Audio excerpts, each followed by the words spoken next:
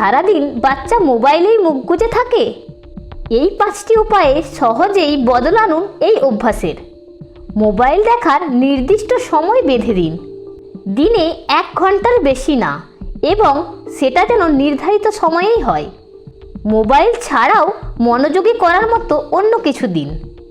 গল্পের বই, রং করা, পাজল বা খেলাধুলা বিকল্প তৈরি করুন। মোবাইল শুধু পুরস্কার নয়, খেতে হলে বা পড়তে বসতে হলে মোবাইল অফার নয়, অভ্যাস গড়ে তুলুন। মা বাবাও মোবাইল কম ব্যবহার করুন। আপনি যদি ফোনে থাকেন, বাচ্চাও সেটাই শিখবে। ফ্যামিলি টাইম রাখুন মোবাইল ছাড়া। রোজ অন্তত 30 মিনিট মোবাইল ছাড়া একসাথে খেলা বা গল্প করুন। মোবাইল সরাতে হবে, তার চেয়েও ভালো কিছু দিতে হবে।